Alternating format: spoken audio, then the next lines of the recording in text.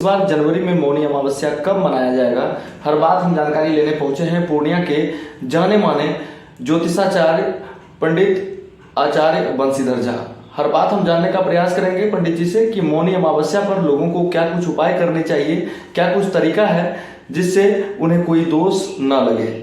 मौनी अमावस्या पर इस बार कैसा संयोग बन रहा है और लोग इस दिन क्या कुछ करें कि उन्हें जीवन भर किसी तरह का कोई दोष ना लगे। नमस्कार, मैं आचार्य बंशीधर झा।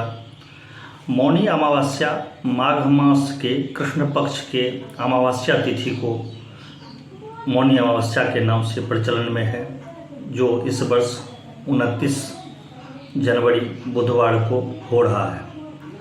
अमावस्या के विषय में कहा गया है, मौनी अमावस्या के विषय में, यदि श्रवण नक्षत्र में यह अमावस्या हो तो यह काफ़ी योग कारक होता है। पूर्णिमा के दिन चंद्रमा मजबूत स्थिति में रहता है और अमावस्या के दिन चंद्रमा कमजोर स्थिति में रहता है। तो पितरों के कर्म के लिए अमावस्या तिथि का विशेष महत्व अपने सनातन धर्म में है।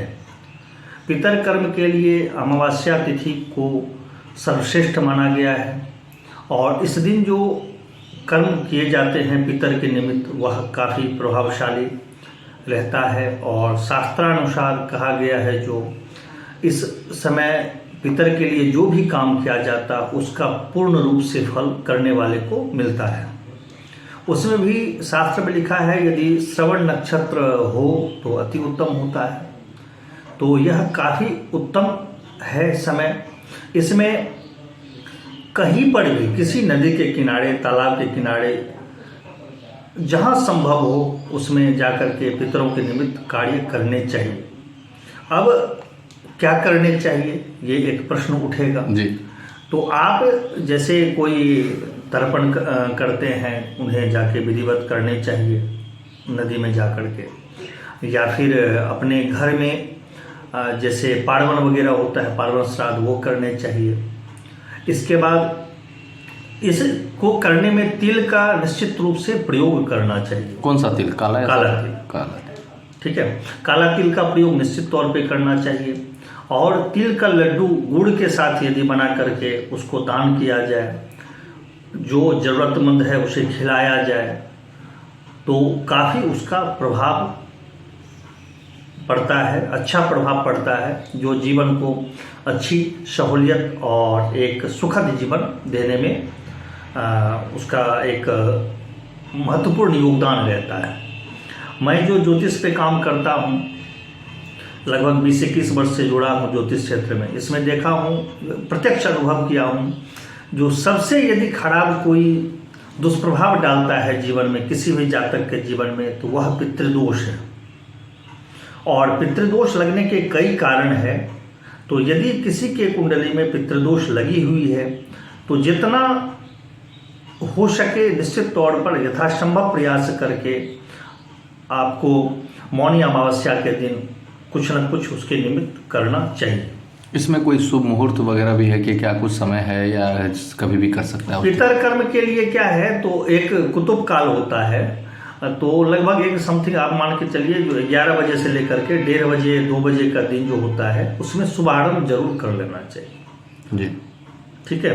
अब एग्जैक्ट तो उसका कैलकुलेशन अलग अलग स्थान के आधार पे होगा, लेकिन 11 बजे से 2 बजे के बीच का जो समय है वह उत्तम माना गया। तो ये तर्पण जो है नदी किनारे करना चाहिए या घर पर ही करना चाहिए? यदि संभव हो तो नदी किनारे करें या तालाब के किनारे करें। यदि संभव ना हो, जहाँ आप रहते हैं वहाँ यदि नदी पास में नहीं है, तालाब नहीं है, बड़े बड़े शहरों में तो है नहीं ये सब चीज़ें उपलब्ध, तो आप अपने घर में ही कीजिए जी जी। तो ऐसे में इस बार का ये काफ़ी खास संयोग है मौनी अमावस्या, जो अगर उपाय करते हैं तो पितृदोष कभी नहीं लगेगा। नहीं, कभी नहीं लगेगी, ये तो थोड़ा ज़्यादा हो जाता है, क्योंकि पितृदोष जो लगने का मैं कारण देखा हूँ, सबसे ज़्यादा यदि अबॉर्शन कोई करवाते हैं तो उसके परिवार में तो पितृदोष लगता ही है, ये निश्चित 100%। और वो उसके बाद जिस बच्चे का जन्म होता है काफ़ी उपद्रवी हो जा रहा है, काफ़ी परेशान करता है माता पिता को, ये मेरा अनुभव कहता है। और ये एक आदमी पे नहीं, लगभग 100 कुंडली का मेरा अनुभव है, रिसर्च किया हुआ है। मौनी अमावस्या लोग क्यों मनाते हैं? मौनी अमावस्या मनाने का कारण ये है, जो जैसे कुशी अमावस्या से 6 महीने के बाद ये अमावस्या पड़ता है। कुशी अमावस्या में खास करके अपने मिथिलांचल में ये सिस्टम है, जो लोग कुश को लाते हैं उखाड़ करके पितर निमित्त या शुभ काम या दोनों अशुभ काम में कुश का बहुत बड़ा योगदान है। तो यहाँ से 6 महीने के बाद यह पड़ता है, ठीक है। और इसको जो अभी जो नवरात्र शुरू होने वाला है आगे, ये दोनों नवरात्र, वो जो कुशी अमावस्या पड़ता है वो शारदीय नवरात्र से पहले, ठीक है, और ये अमावस्या पड़ रहा है इसके पहले, ये गुप्त नवरात्र के पहले जी, ठीक है। तो ये दोनों का विशेष महत्व हो जाता है। गुप्त नवरात्र में जो तंत्र क्रिया किया जाता है उसके लिए भी विशेष महत्व है, तो यहाँ पे इसलिए इसका एक विशेष महत्व ही है। और तिल का प्रयोग निश्चित तौर पे करना है। तो ये 29 जनवरी को 29 जनवरी को है, बुधवार को निश्चित तौर पे इसे अपने क्षमता के अनुसार करना चाहिए। परिचय बता दें।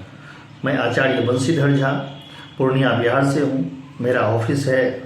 तो पंडित जी, कोई अगर आपसे पूर्णिया के कोई लोग अगर संपर्क करना चाहे या आपसे मिलना चाहे, वो अपने पितृदोष का निवारण के लिए कोई उपाय जानना चाहे, तो आपका कोई संपर्क नंबर है जिससे आपसे जानकारी ले सकें? जी हाँ, मेरा संपर्क नंबर है 9717535772 और मैं अपने ऑफिस में 6 बजे से 9 बजे शाम को बैठता हूँ। ये ऑफिस आपका कहाँ रहता है? ये नियर DIC चर्च DAV चौक वाले रोड में है, जो चुनापुर जाती है उसमें। कोई भी अगर यहाँ आते हैं तो डायरेक्ट मुलाकात हो जाएगी? डायरेक्ट मुलाकात हो जाएगी, लेकिन शाम के समय।